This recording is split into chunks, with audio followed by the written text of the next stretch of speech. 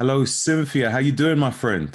I'm doing well. Thank you. How are you doing today? I'm tremendous. It's late afternoon time here, 5:15. What time is it for you? It's 12:15, so I'm 5 hours behind you on the East Coast. Nice, super early. So your day's sort of just starting, possibly? Yes, yes, got a few more podcasts today and then I'm done. So this is my first of a couple, but obviously starting the day off right, connecting with you. Awesome. And you are a nurse practitioner, CEO, and founder of uh, Everyday Well Project. Was it Everyday Wellness Project? Is that right? Yes, yes, it's kind of the umbrella organization for all my business entities. It's kind of one big happy family, but yeah, it's a play on my podcast name. Okay, that's awesome. I know you're also an international speaker, and one thing I had noticed when I first found you on Twitter was that you had done some TED Talks, and you've got one particular TED Talk which reached about 10 million views. Like 10 million must have I been know. pretty good. Well Yeah. done. Well, I mean, the irony is that right before I did that talk, was hospitalized first time in my adult life, other than when I had children. And part of my mental recovery from after being in the hospital for 13 days is that I still wanted to do this talk. And, I think the universe is awfully very serendipitous. The universe takes and the universe gives. And so, yeah, it's changed my life. Never realized that it was going to change my life as much as it did, but really it was a testament to showing my kids I was okay. That was really the intent I set when I got on stage that second time. That's incredible. Well done, by the way. Thank you. How did your journey start? Like, yeah, what do you do, and how is it you became where you are today? Great question. So I'm a traditional allopathic trained nurse practitioner. My background's in ER medicine and cardiology. And I did that for a long time, almost 20 years. And I just got to a point where I literally did not have a desire to write another prescription. As you can well imagine, here in the United States, we're very symptom driven, prescription driven culture. And so I kept saying to my husband, over the course of having children, having a child with life-threatening food allergies, I started to look more closely at nutrition, the role of how important nutrition was, and yet we weren't making it a priority with our patients. We were telling them exercise more, eat less, calories in, calories out, all sorts of things that I later came to really think less of. And so I took a leap of faith. Literally, I woke up one morning and told my husband I couldn't write another prescription, that I really needed to do something else. I didn't have a business plan. I dove into the entrepreneurial world without a business coach, business plan, or anything. I don't recommend that people do this, but certainly for myself, I had a lot of confidence. I kept saying, I know I'm going to be successful. There was no question I would be successful. And almost instantaneously, I started attracting a certain type of client. And that went into developing one-on-one programs and group programs and doing a lot of public speaking, which is something I'd always enjoyed. And then in 2018, I said to my husband, I think I need to do a TED Talk, largely because as an introvert, I wanted to challenge myself, and that seemed like a good thing to do. And so the desire to do one talk, I was offered my first in Toronto, and around the same time I was offered my second, which is the one that you were alluding to earlier. And fast forward 3 months after that, I gave my second TED Talk, but right behind it, 27 days after I got out of the hospital, I gave that talk. And so not realizing that the decision to do the talk on intermittent fasting would also coincide with the most Googled topic as it related to nutrition for all of 2019. So within a week, I had 1 million views on that talk. And obviously it changed the trajectory of everything. It really put me in a position where I could continue doing the things I love, which was impacting more people, impacting more lives, having more opportunities to speak on stages, which I really love, and then continue to evolve the podcast that I had created a few years before. So that's like in a snapshot what's happened over the last several years, but definitely leaving clinical medicine was a huge impetus for growth. And I'm a huge believer that through adversity comes opportunity. And I think throughout my lifetime, I've really demonstrated that. I think when we play safe, when we stay safe, we don't grow. And so I think it's important for us as individuals to really make sure we continue to push ourselves intellectually and otherwise. And one way to do it is get out of your comfort zone. And that's definitely the way I choose to live my life, for sure. You must have studied a lot to do with medicine, I'd assume. How many years did you study? Well, so it's interesting. My first undergraduate degree was not in nursing. And here in the United States, you have to have a bachelor's in nursing to go on and do advanced practice nursing. So I did 4 years of undergrad, 2 years of pre-med work. Then I applied to a program at Johns Hopkins, was accepted to an undergrad and then a grad program. So I think when you add all of that together, I mean, you're probably talking about 12 years of education. So it was a lot, but Yeah. I love to learn. And so when I got out at the ripe old age of 29, I was very ready to start making some money. And so I did that for a long time. But yeah, it's definitely, I think medicine is a calling. I think people that want to serve others in that capacity, it really is something that is fervently part of your soul and who you are. And I'm so glad that I went that direction and not becoming an attorney. I have a lot of friends who are attorneys and don't love their work, or they work exceedingly long hours. So I definitely ended up in the right place. Yeah, a lot of education. You're not, for sure, a ton of education. So most of the, let's say, nutritional advice which you give is it's more kind of holistic, would you say? I would definitely say so. I did along the journey, I did actually a functional nutrition program, and that was such a strong departure from what I was trained in, which was My Plate and USDA food guide pyramid and all sorts of other, fat is bad, sugar is benign, eat heart healthy grains. And I would argue that that kind of misinformation has really, not just the United States, but most westernized countries, has really contributed to the degree of metabolic inflexibility and obesity and inflammation and all these issues related to metabolic health. And being in working in cardiology, I saw it day in and day out. And so, for me, I would be the first person to say it all starts with food. And that's why it's so important for us to be conscientious about the food choices that we make. And so that wasn't a particularly sexy topic for the cardiologists I worked with. They kind of put up with me. They're like, this is cute. Our nurse practitioner thinks it's really cute to talk about food. And I kept saying, you're missing the point. If we could get people to eat less often, if we could get them to eat, more nutrient dense foods, less processed foods, heck, how about we just get them to eat less processed carbs? I mean, that would be a huge improvement. But that tends to be, it's a degree of cognitive dissonance. There are a lot of people that just aren't willing, ready, or able to move away from focusing on bread and pasta and rice, and instead, focusing on a sweet potato and some low glycemic berries and a steak would be a much better choice. But it takes time. And oftentimes I feel that when people are making those kinds of changes or they're receptive to doing it, it's oftentimes because they've either had a family member get sick, or they themselves have gotten sick or sick and fed up with their own circumstances. And then they have a powerful impetus to enact change. And so I think on so many levels, if we start with food and lifestyle medicine, we're going to be a much healthier population. But that's not oftentimes what we're telling our patients. And that's where the disconnect comes, because there's people that are still very fixated on calories in, calories out. They don't want to think about the hormone piece. They don't want to think about metabolic health. And so I think slowly there are a large group of us as healthcare professionals that are starting to change that. But it definitely is not without a lot of resistance, for sure. Yeah. Wow. So true. I'm just thinking to myself, like, you spent many, many years looking into medicine, and now you kind of deal more on functional health. It made me question, would you say that some of those years was wasted, or would you say it was all definitely worth it? Would you have made any differences to some of the things that you'd studied, considering what you're doing now?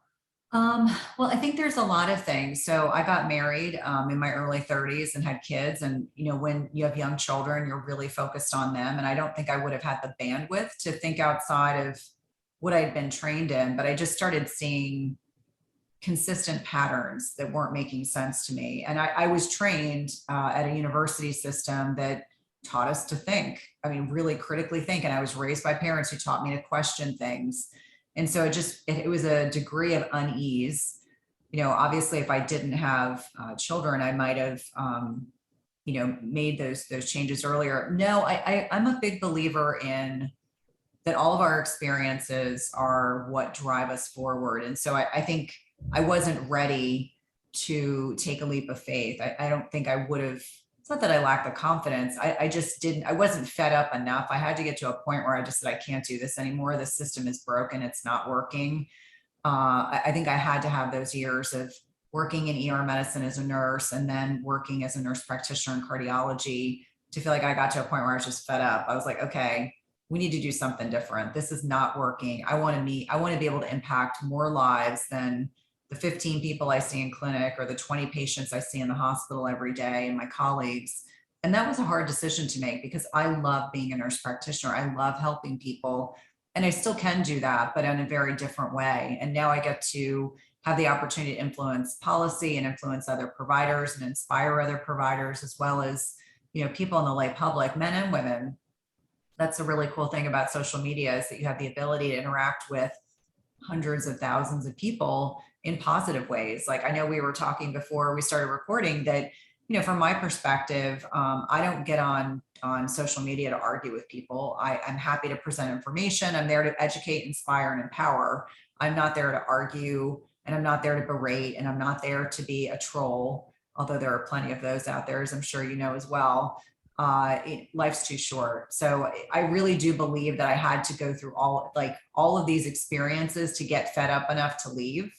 And the sad thing is, and I tell people this all the time, it was really hard to leave for a number of reasons, largely because I had such great colleagues, but also because they kept offering me like an even better job. Like, we'll let you have a more flexible schedule. We'll give you no weekend or no call. I mean, it was just, they tried to make it even better. And I just said, it's not you, it's me. This is all me. I acknowledge that I'm at a point, I'm just not growing intellectually anymore. And that for me, for anyone that's listening, I mean, we all need to be growing intellectually in our lives. And it might look a little different for each one of us.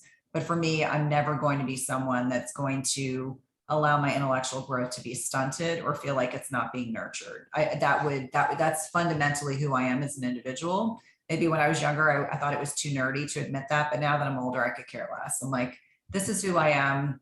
This is what I represent. I'm proud of who I am. I do like to learn. I will be intellectually curious till the day I die. That's just part of who I am. That's great. That's great. I don't know if a lot of people are like that. Some people just would probably stay for the money. A lot of people do that. Yeah. Well, I can tell you my husband wasn't happy when I when I left my job, because I went from having a job with pay to no job. I had a job, but then I had no pay. Yeah. So I just said, have faith. And he gave me an amount of time in which I had to become profitable, which was completely reasonable. And, I've done that and then some, but yeah, I think for a lot of people, it's easier to stay in inertia. It's easier to stay stuck. It's easier to stay where it's comfortable than it is to do what makes us uncomfortable. And growth is where and when you become uncomfortable. It's the only way to grow. That's it. So you work with men and women, but you do have a lot of women that follow you, a lot of women that are inspired by you. What would you say is your niche thing for women to help them improve their overall health and lifestyle?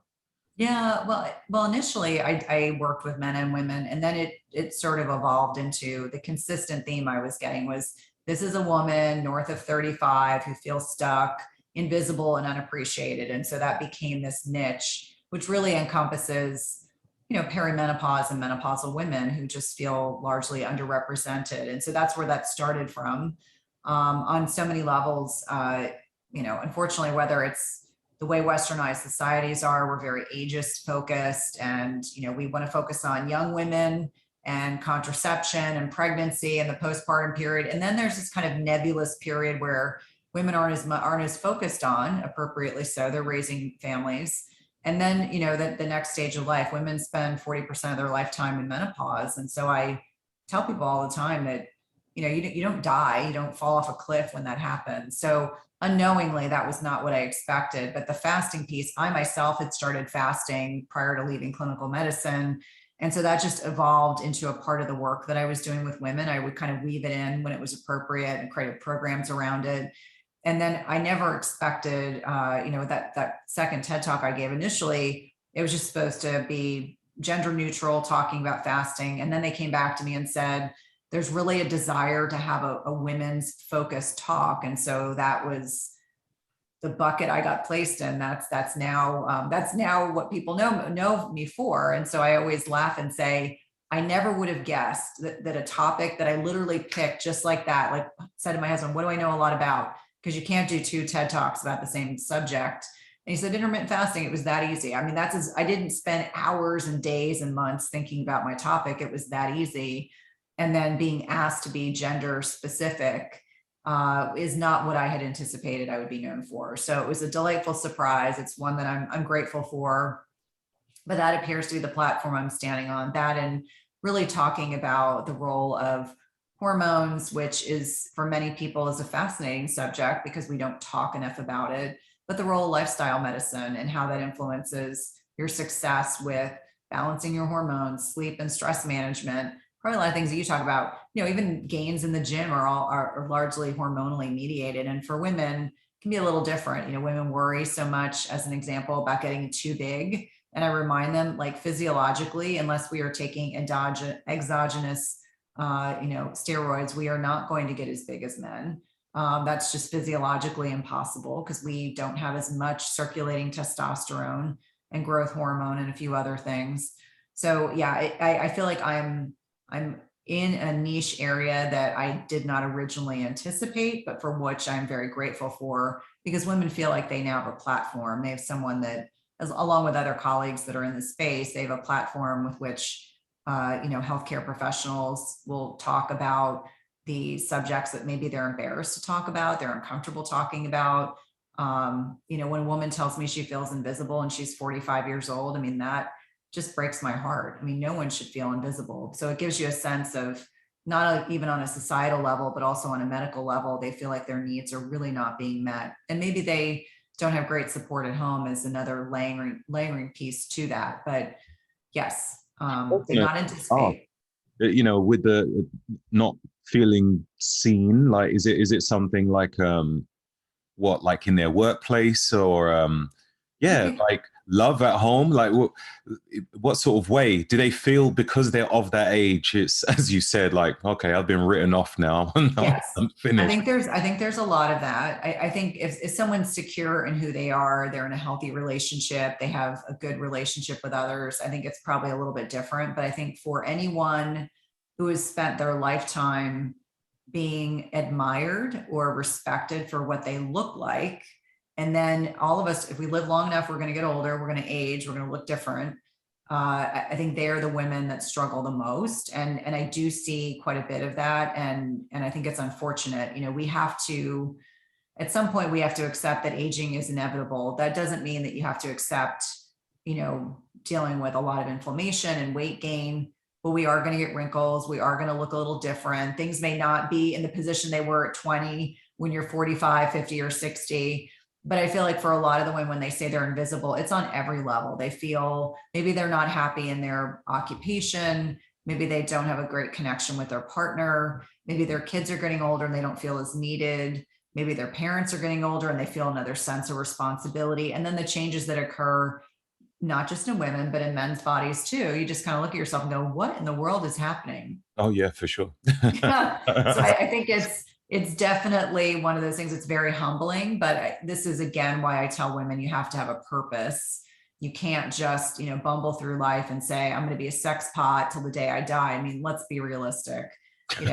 Women like between like 20 and 30 look a certain way. And then, our bodies change as we get older, and that's not a negative thing. I think if anything, the age I'm at, the stage I'm at, I care a whole lot less about what other people think. I know I'm a good person. I put good content out there. I'm there to help people, but I will shut people down in a heartbeat. Like I told my team, we were talking about some troll that was on Instagram. And I said, don't even interact, just block and release. Just, don't even waste your time. There's no point in even interacting with someone like that. I'm sure that happens to you as well, but you just, occasionally you will cross paths with people that you just think, wow, just if I think I'm having a bad day and I look at someone else, I go, I could be like that and just be just be in a really not so great place intellectually, emotionally, maybe financially.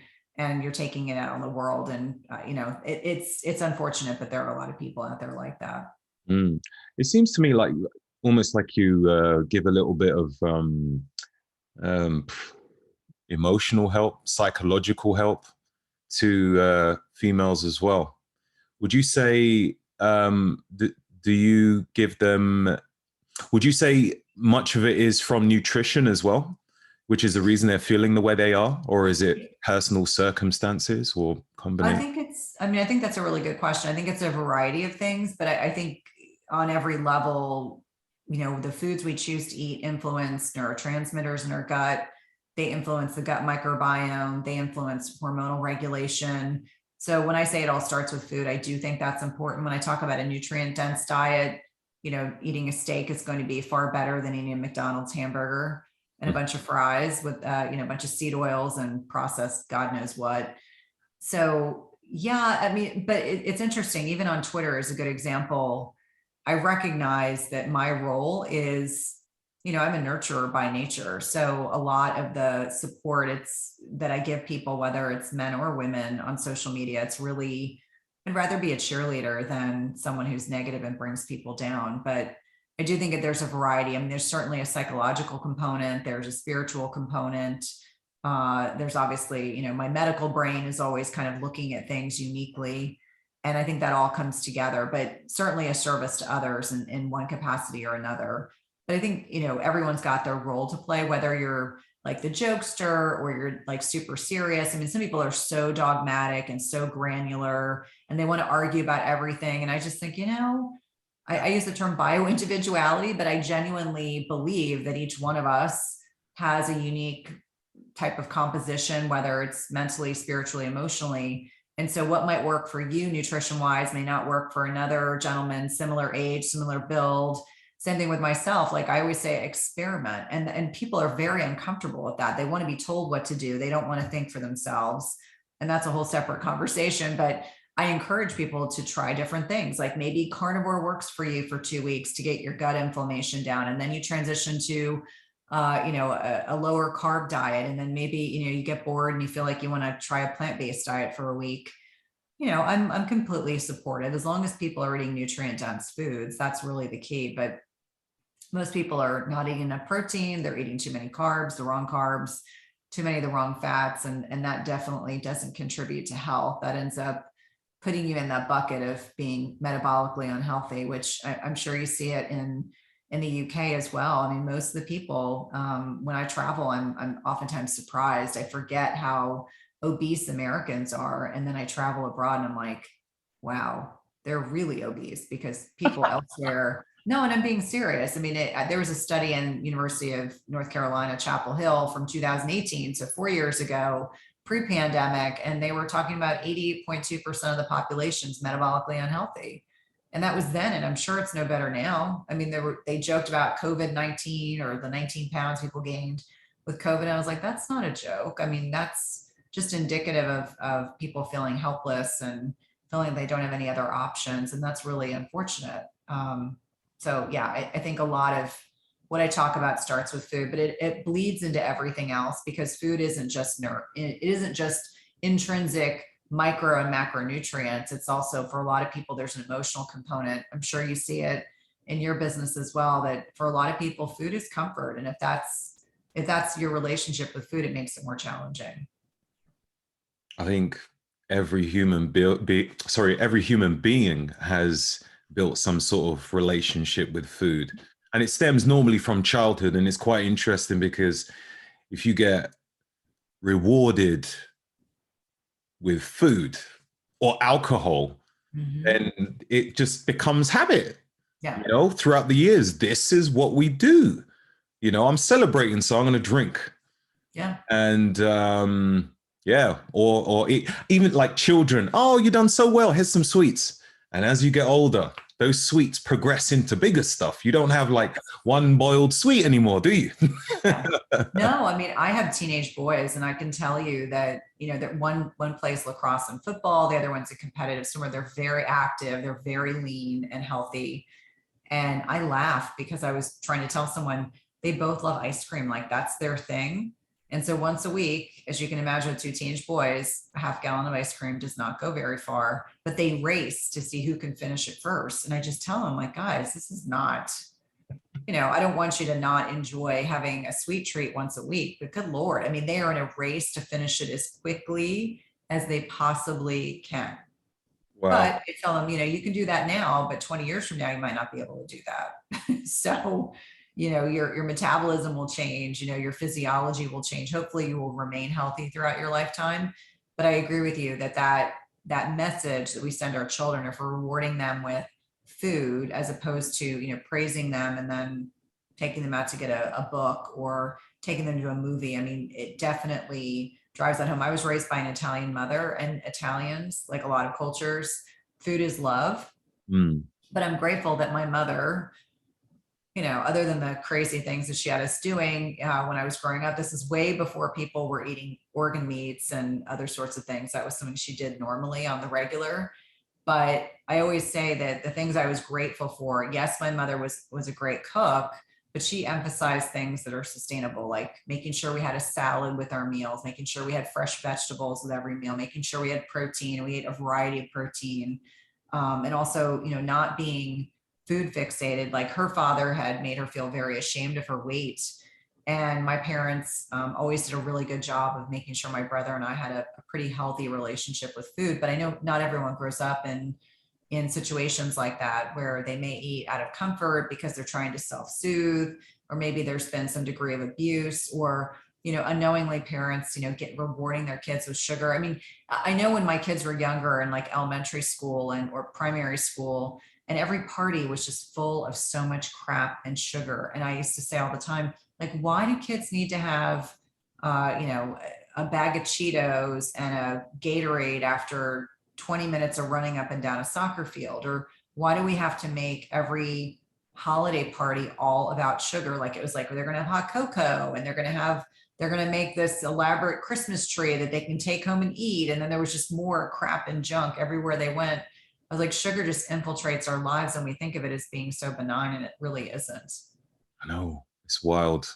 Even in my daughter's school, she's 7, and I remember she went to a school club, and she took the food home with her because she didn't eat it there. It was in a brown paper bag, and I was shocked. I was just shocked. There was some wrapped up pizza in plastic, pizza wrapped in plastic. Yeah. Um, Crisps or chips, as you guys call it. Um, and there was some drink with a synthetic sweetener. I think it had a sulfame potassium sweetener in there for kids. Yum. Um, and some boiled sweets and some other stuff. I can't remember, but it was just all garbage. And I was like, are they trying to murder the kid? Like, what are they trying to do to the kids? I know. I I was know. disappointed. I was like, do you know what? Next day, I'm making you some stuff to eat. There, Yeah. you're not eating this garbage. Yeah. And she was upset because all the kids are eating it. But Well, yeah, and the one thing for me that was interesting, my older son, who does have food allergies that are very well controlled, thankfully, he didn't like eating school lunch, because every once in a while he would want to eat the school lunch. Otherwise, it was packed for him. But he would come home and it would upset his stomach. And it was because it was so highly processed, so carbohydrate fixated. Like, the photos here in the United States of what is considered to be a school meal is so devoid of nutrients. And they'll give them like chicken nuggets and mac and cheese, and then they'll give them some sugary yogurt and then chocolate milk. And I'm looking at my child, like, wondering why he doesn't want to eat that, because it gets him digestive upset. He'd rather eat the way he does at home. And even now, as a high school, like, I have a high schooler and a middle schooler, they bring their lunches because they don't want to eat what's at school, and they just know it doesn't make them feel good. They can't power through a workout. They don't feel good when they do it. And so I love that at a young age, your daughter is, learning, what real food looks like. But that's oh the yeah, unfortunate thing, is that we assume anything that's in a box, a bag, or a can is healthy. And it's usually completely the antithesis of that. yeah.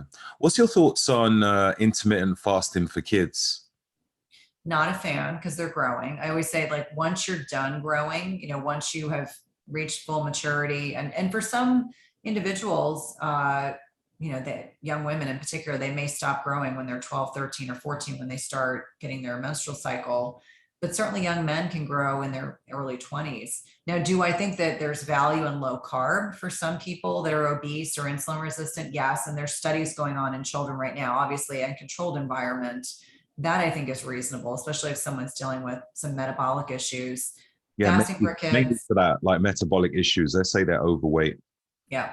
In a controlled environment, I think that's certainly reasonable. But everything that I've looked at, if kids are growing, you don't want to restrict their macro intake. I mean, that could be detrimental. And I think about, there were studies done, during World War II on individuals who had, by the fact there was a gross famine, some places in Europe where they had no access to food, and the epigenetic changes that occurred so that subsequent generations still dealt with health issues because, a young woman wasn't getting enough nourishment, a young man wasn't getting enough nourishment, that, that then propagates into the next population. So I think it's important to kind of designate, like, when you have stopped growing and are fully mature, then I think fasting is a great strategy. If you are, a teen or a young adult, I think low carb, if it's supervised or you know how to do it properly, for a lot of people can get their life back on track. But for so many people that are, insulin resistant, the degree of type 2 diabetes, which is really a lifestyle issue, it used to just be a disease of adults, and now we see it in children. And you have to understand that it's not the child that's driving that problem. It's that they probably have parents who are insulin resistant or diabetic, making food choices that are contributing to their ill metabolic health, and then their children's. And so really kind of leaning into that, I think, is important. But that's a good question. I do get asked that frequently, oftentimes by teenagers who Right. want to know if they can fast. And I always say, when you're done growing, yes. So for them, it's probably just better food choices, and then at a later stage, look into that. Okay. And it's hard when they're teenagers to change the way they eat, because it's heavily influenced by their peers. Like, I know even with my kids, my older son who plays football, they have team dinners before games, and I have to bite my tongue when I help out at those team dinners, because most of the time it's crap and garbage that they're being fed. Like, local businesses will generously donate food, and I just have to bite. My kids are always like, please don't say anything. Yeah. Please don't say anything. I'm like, I'll be the mom that brings the big salad and tries to give the kids some salad amidst all the, the stuff that's probably going to not do a whole lot for their performance on the field, for sure. And intermittent fasting for women, obviously that's something you specialize in. There's lots of mixed reviews on that, but obviously you've got strength in this area. So what would you say to those that are unsure? Like, you've got women who might be unsure about intermittent fasting because they feel it might interfere with their hormones and that sort of thing. What information would you give them? Yeah, and I think it's important to women to know they need to fast differently than men. So I would say, first, the caveat is men and postmenopausal women. So women who haven't been getting a menstrual cycle for 12 months are in a different category. But for women that are still at peak fertile years, that are still getting their menstrual cycle, and perimenopausal women that are 5 to 10 years out from menopause, they have to fast around their cycle. And so when we talk about balancing hormones, which is a big subject, we're talking about that. It's really speaking to, can we balance insulin? So when insulin levels are low, our body can tap into fat stores, and we do that by eating less often. And I do think that's a good strategy for most adults for a variety of reasons. Really, the way to navigate that is to know that there are certain times in your menstrual cycle when you can fast pretty easily, and then times when you should not. And I do look at sleep quality and stress management and your macros, like, what are you eating? Like I mentioned earlier, most people eat too little protein and too many carbs. And so you have to kind of reverse that, increase your protein, stop snacking, stop eating crappy carbs. And for people, that can take a while. If they've been going through years and years and years of having chips and bread and pasta and rice with every single meal, it can, put a wrench in their perspectives on food. I do think women can fast. I do think it is a good practice. I think there are a lot of caveats. Obviously, if you're pregnant or breastfeeding or you're underweight, or certainly if women have a distorted relationship with food, so they have a history of binge eating, anorexia, or bulimia, probably not a great strategy unless you're working with a really talented therapist who can walk you through that. Obviously, if someone is, under here we use body mass index, but if someone's really thin, you don't want to be fasting. I see a lot of fit pros, female fit pros in particular, that will hide their eating disorder in their intermittent fasting. They'll say, I intermittent fast. I'm thinking, I don't get the sense you actually eat. So I think it's really important to be very clear, like, what are your goals? And if most people are metabolically inflexible and either overweight or obese, even if they're younger women, they can benefit from even 12 hours of digestive rest. Again, the benefits are when you are not eating, your body eventually will get to a point it'll use fats as a fuel source as opposed to carbohydrates. And, fat adaptation is something that I find endlessly fascinating. But if you look back generationally over how humans have evolved, if we weren't able to go without food, we would not have survived. There was famine and then there was feasting. And sometimes the famine lasted a whole lot longer than the feasting did. And so our bodies are innately capable of going without food, but we're in a culture, hedonistic culture, where we have accessibility to everything 24/7. And, it endlessly surprises me how many people don't know how to cook. They just order out all the time. And I remind people, one of the best things you can do, irrespective of whether or not you fast, is just to learn how to cook. Because if you can cook for yourself, you're going to be more inclined to make healthy food. You're going to be more interested in eating healthy food, as opposed to if you're eating in a restaurant 3 meals a day, who knows what you're eating, if you're not doing the cooking. So I do fervently believe that fasting is a great strategy for women, always in the context of acknowledging that fasting is a hormetic stressor. It's a beneficial stressor, but it has to be the right stressor in the right amount at the right time. So really leaning into, if you're getting 5 hours a night of sleep and you're stressed at the max, you're going through a divorce, probably not the right time to fast. But if you are sleeping well, you manage your stress, you're not over exercising, you're in a position where you need to lose 10 or 15 pounds, I think fasting is a great strategy. But it always has to be taken into the context of what's your lifestyle, what are the stressors going on. A really good example of, people that shouldn't be fasting just situationally, or if you're going through a divorce, if you're going through a stressful move, if you have a death in the family, or you've recently been hospitalized. I can assure you, when I was hospitalized for 13 days in 2019, I did not fast for a couple months because I just didn't have, I literally could not stabilize my blood sugar because I had lost so much weight, and not, healthy weight. It was like I lost all this muscle mass. I literally went into the hospital with some muscle mass and left with none, because that's what my body used to break down to feed my sick self. So I think you really have to look at the context of the individual and what their goals are, and just really get honest and granular about your circumstances. Same thing goes for men. I'm sure there are men out there, I don't see as many of them, that situationally shouldn't be fasting, but most people do really well. In fact, I got my husband on board, and he fasts every day, 18 or 19 hours, just effortlessly. He's like a duck to water. Once I gave him the basics, he loves it. He goes the whole morning, has some green tea, breaks his fast around noon, eats a big sandwich. And yes, everyone in my house is not, I'm gluten-free. No one else in my house is, but eats a big sandwich and then goes back up and does his work and then eats a big dinner. And that's all he has all day long. It's fascinating. Yeah, I've been fasting for probably about 4 years now. It's pretty standard. Sometimes I almost forget to eat. I'm like, oh my God, yep. I better eat quickly. Exactly. And you're a muscular guy, so you're able to build. So this is something that's key. People ask all the time, can I build muscle and fast? And I always say, yes, you can. And you're a great example. You're very muscular, probably mesomorph, easily build muscle, maintain muscle while fasted. So you're a great example of that men can do this and build muscle. Yeah. It increases growth hormone by stupid amount of % as well. And that's why sleep is so important. If you want to build muscle, you got to sleep, got to eat enough protein. That's the other thing.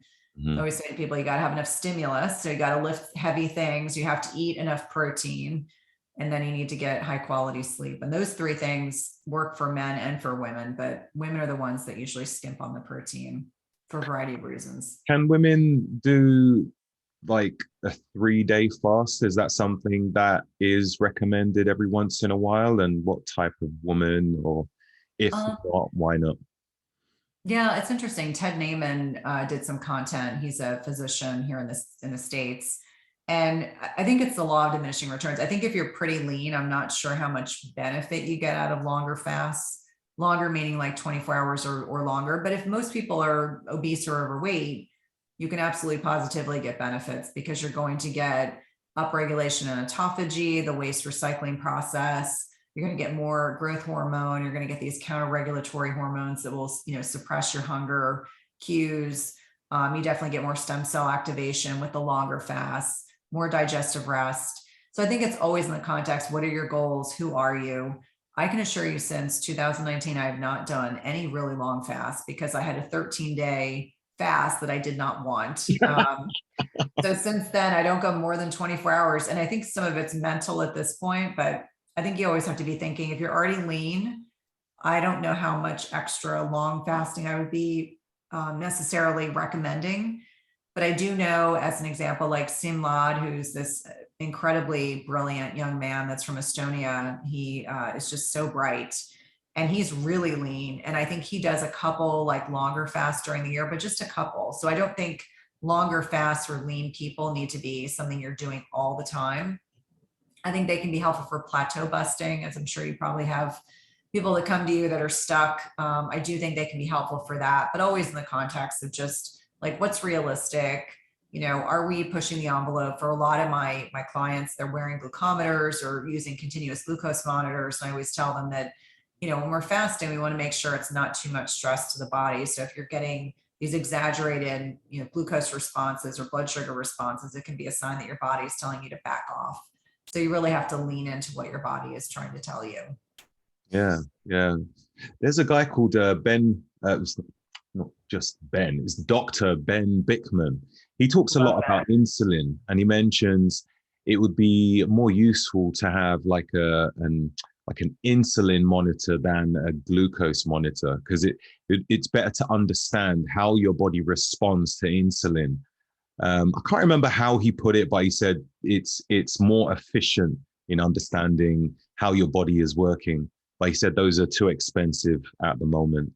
Yeah, Ben is amazing. I've had the true honor of having him on the podcast twice, and he's an insulin researcher. For anyone that's not familiar with him, he has a great book called Why We Get Sick. I recommend it a lot. Yeah. And yeah, fasting insulin is oftentimes the first blood biomarker that will get dysregulated. So, kind of a traditional allopathic medicine model will look at fasting glucose and hemoglobin A1C. And I tell people all the time, you got to look at the fasting insulin. And so that can oftentimes uncover like people that are getting closer to becoming more insulin resistant, which obviously we don't want. We want that insulin sensitivity to be up. And his work is brilliant. He takes complicated concepts and makes them very accessible. And so I think that really speaks to the brilliance that is Ben Bickman. He really does a great job, has a fantastic, his IG, he does some IG videos and like will break down research. And so if anyone's interested in like learning more about insulin research, he has definitely got me on board with the whole hormone hypotheses for what drives all these, disorders. Obviously in cardiology, I was treating hypertension or high blood pressure all the time. And now recognizing it's not related to salt, it's related to insulin resistance and how important it is for people to really work much more diligently at the lifestyle piece so that they're less prone to these metabolic diseases, which, I'll be the first person to say no one wants these things, but you look at like PCOS and infertility and can be male or female factor. It's not just one or the other. As well as like high blood pressure and diabetes, et cetera, can all be, correlated with insulin resistance. Mm, mm. Yeah. Big shout out. Big shout out. What's your thoughts on alcohol? Do you I recommend think it in any way? Yeah, I mean, I think it depends on the person. I mean, for full disclosure, during COVID with no socializing, I was never much of a drinker anyway. My husband would have a drink on Friday or Saturday night, and I just cut it out because I stopped feeling good. If I had a glass of wine or a martini, it would drop my blood sugar and I just didn't feel good. It made me sleepy. I think alcohol in the context of a healthy lifestyle, if it's moderated, I think there's a huge wine drinking culture here in the States with women. And I think a lot of it's like blowing off steam, that they drink wine to moderate the things they can't deal with in their personal lives, or it's a way of decompressing or de-stressing or falling asleep at night. And so I think that people that are metabolically healthy will be able to manage and mitigate alcohol intake much more easily than those that are unhealthy.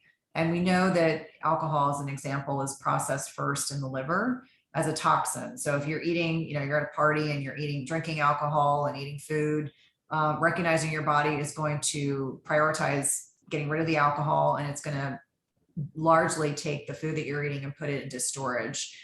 So it's the acknowledgement that most of us don't make good food choices when we're drinking alcohol, because we are not going to crave the broccoli. We're going to crave something hyper palatable and salt, usually salty, and things that are designed to light up our taste buds.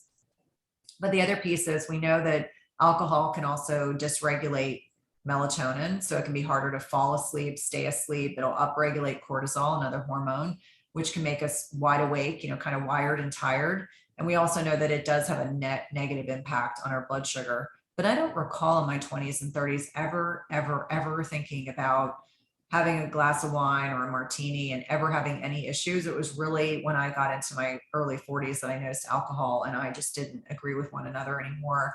And that seems to be the case for a lot of women. I can't speak to men per se, because I don't have a lot of male friends or male family members that admit to that same issue. But I know for a lot of women, alcohol can be problematic. Now, when we're thinking about healthier options, I would say like organic wine, if that's an option for you, because wine in general, it's very pesticide laden because of what's sprayed on the grapes. But looking at clear liquors like vodka, tequila, gin are going to be better options than darker spirits, as well as like sugary drinks like daiquiris and pina coladas and things. I don't think anyone, it's kind of like dessert. Could you explain why the clearer would be better than the darker? There's less to them. They're usually a little more refined, so they filtered out a lot of impurities. When I'm thinking about like bourbons and those tend to be heavier. They tend to be exposed to more, solvents and things that are processed with. And I think a lot of it's bio-individual. I have friends that can have a couple bourbons at a dinner and they're fine. And so it seems to me that it's really a lot of women that will struggle more with alcohol consumption north of 40. Obviously, if you're at a healthy weight, you're metabolically flexible, you're not insulin resistant, you are going to have a much easier time managing and mitigating alcohol consumption than if you're obese, inflamed, insulin resistant, on high blood pressure medication, et cetera. You probably want to limit how frequently you're consuming alcohol, just because we know that it's processed very differently in the body. It's processed as a toxin. It's going to shut, most of what else you're eating, put it into fat storage mode, which I think most of us would agree that we want to not be storing fat as often as we are. I'm getting ready to interview an expert in this area where he talks about why certain foods make us fat. And it's because it's, kind of physiologically what happens when we consume fats and carbs together. Generally don't occur in nature for a reason, largely because it's just, they're designed to create a surplus. And so, you're always going to do better if you are going to have spirits or a martini, or you're going to have some organic wine, have it with a meal. Don't have it by itself. You're not going to make as good choices when you are, feeling tipsy or feeling a little bit inebriated. You're going to grab the chips and the dessert and things that are not going to keep you satiated, that'll keep you continuing to want to eat more and more and more of them. Yeah.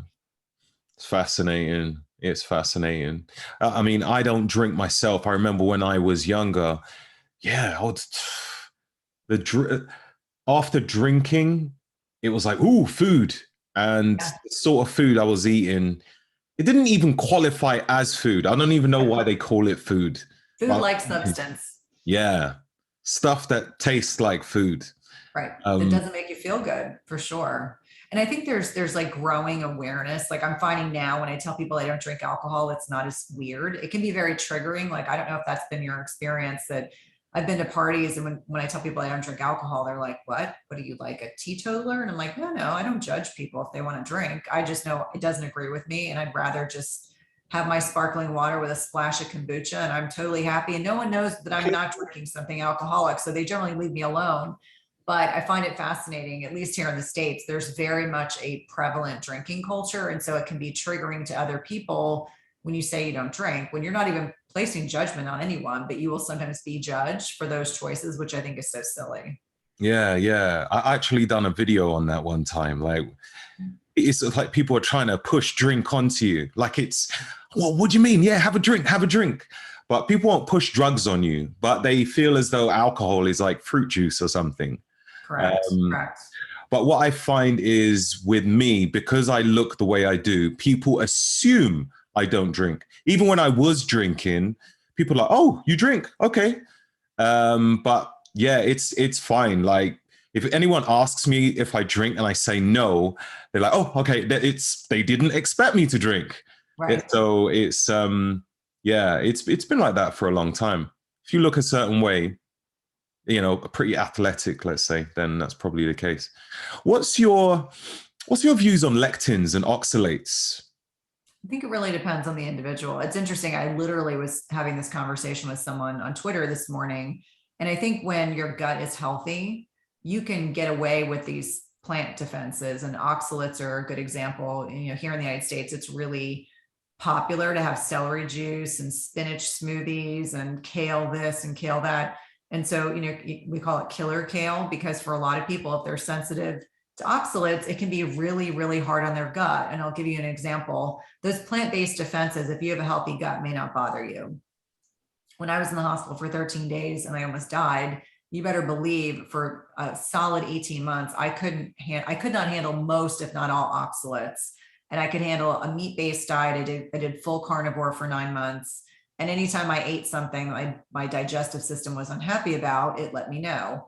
And so I think it's always in the context of someone's gut health and the gut microbiome, because when your gut is healthy, you can get away with having, whether it's nuts or kale or celery, seemingly benign things. That those are whole foods.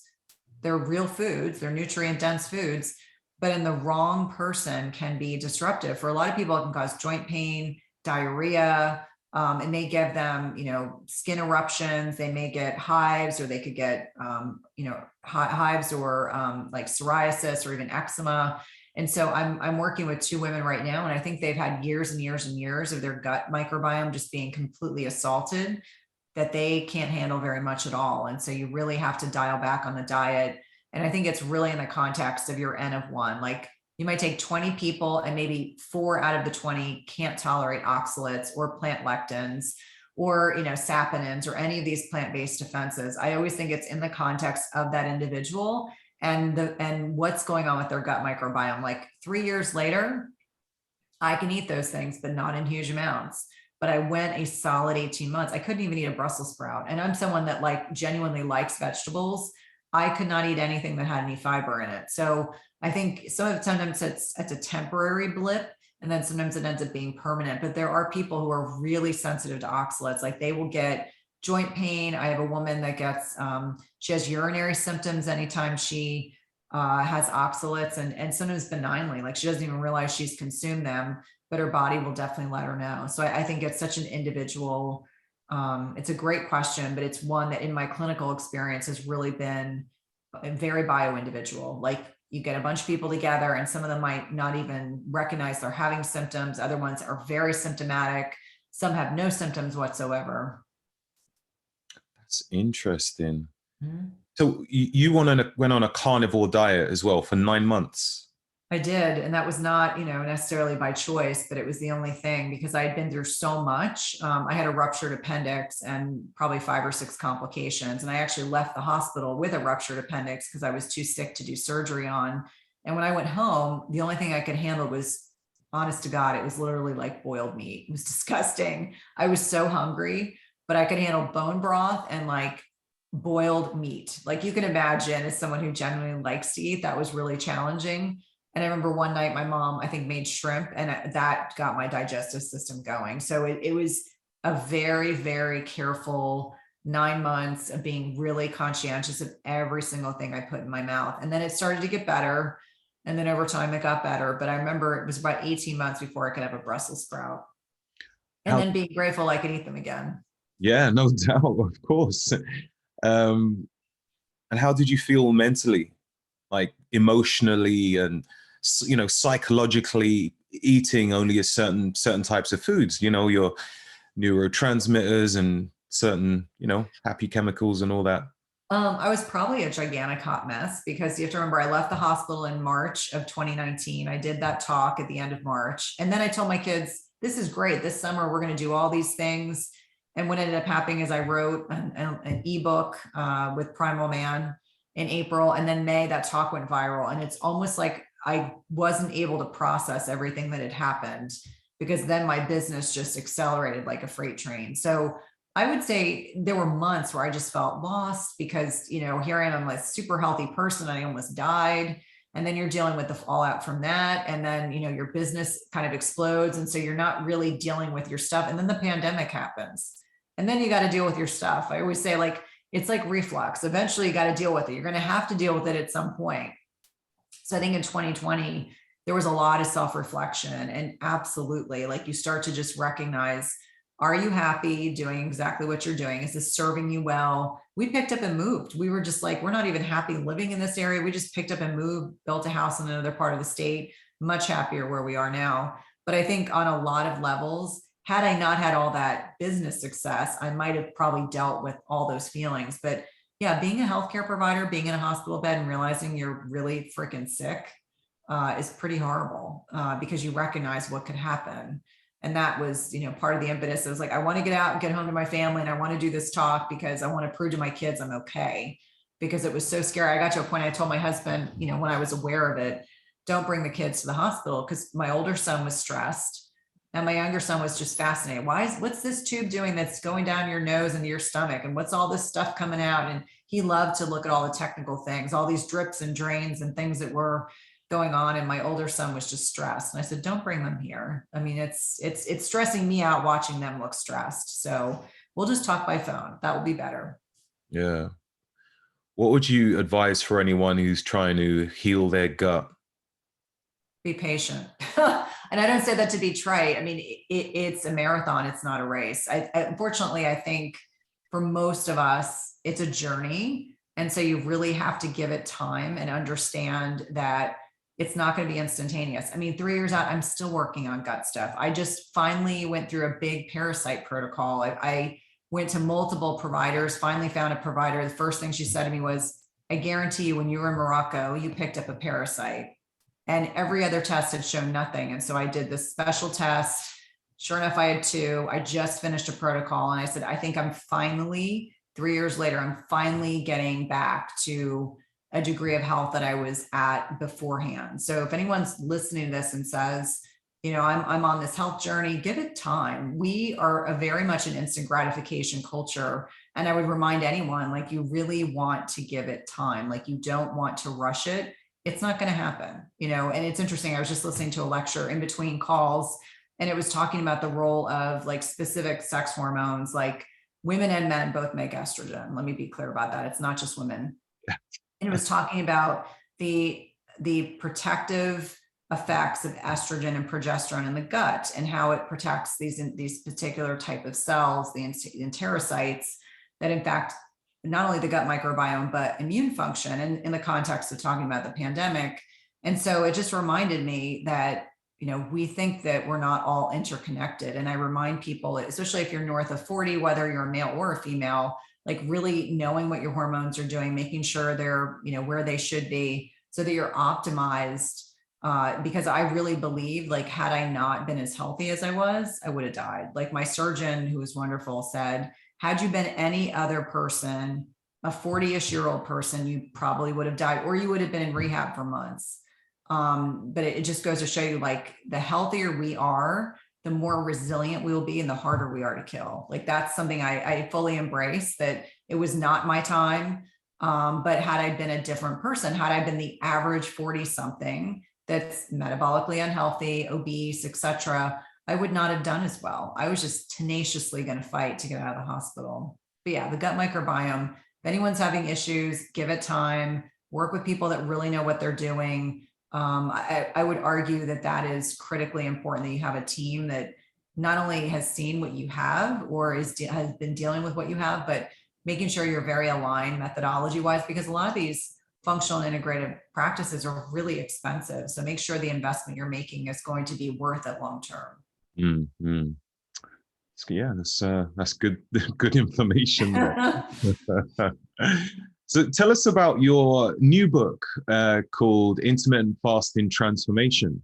Yeah, so it's exciting. It kind of came out of that viral talk in 2019. So it's really looking at women and fasting, and I believe it's the consummate expert guide to successfully teach women how to fast, what to look out for.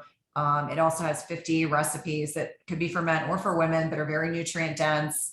Beth Lipton, who's an amazing, amazing chef, and I work together, and there's a lot of carnivore-ish meals in there. So I'm very animal-based, very heavy on animal-based protein, lots of non-starchy vegetables. And I like a lot of flavor in my meals, but they're also easy to make. That was another thing. I didn't want it to, no one wants to spend hours cooking. No one has time to spend that much time cooking. So acknowledging and recognizing that the book is really a mapped out plan, tells you, talks to you about hormones, talks to you about the things you need to look out for to be successful, and gives you all sorts of challenges and other things that are there. It's like the very best of my content all in a book. It's like having me in a book.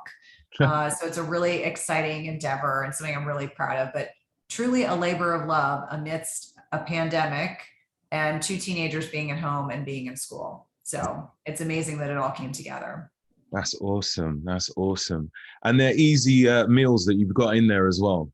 Yes, absolutely. Like there's a chimichurri, like we love chimichurri. We like very, very flavorful sauces for meats and things like that. And everything that's in there has been teenager approved. So there are recipes that both men and women and teenagers will enjoy. My poor kids have been guinea pigged over everything. It's like every recipe we put in the book, I wanted them to try, I wanted them to give their okay on.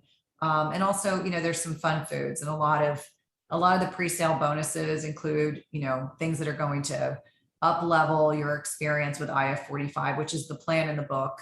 And there's actually, I think next week we roll out some pre-sale bonuses that include some healthier desserts, which people are always looking for.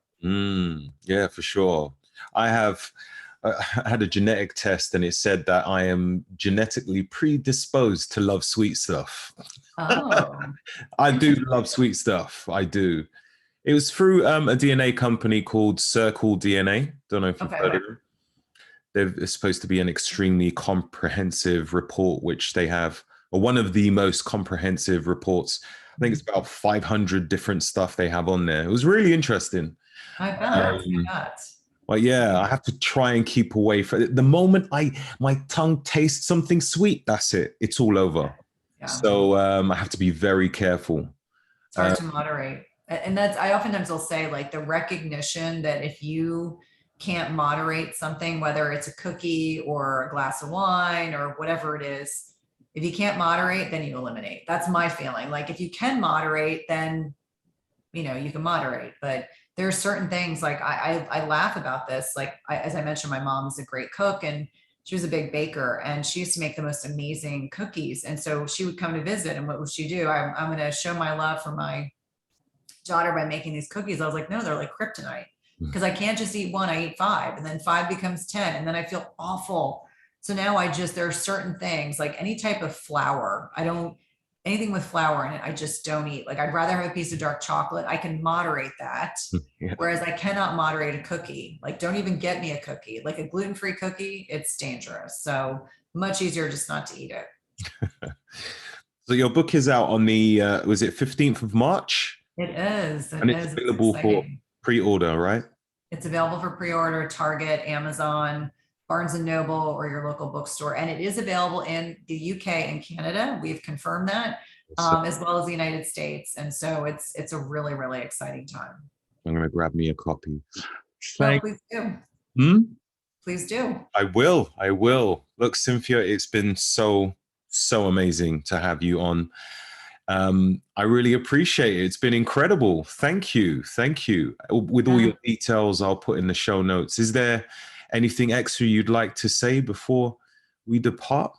No, thank you for the opportunity to connect with your community and to connect with you outside of Twitter and Instagram. And obviously, if this goes out before March 15th, there are a lot of pre-sale bonuses that are available. You just have to go to my website, www.cynthiathurlow.com.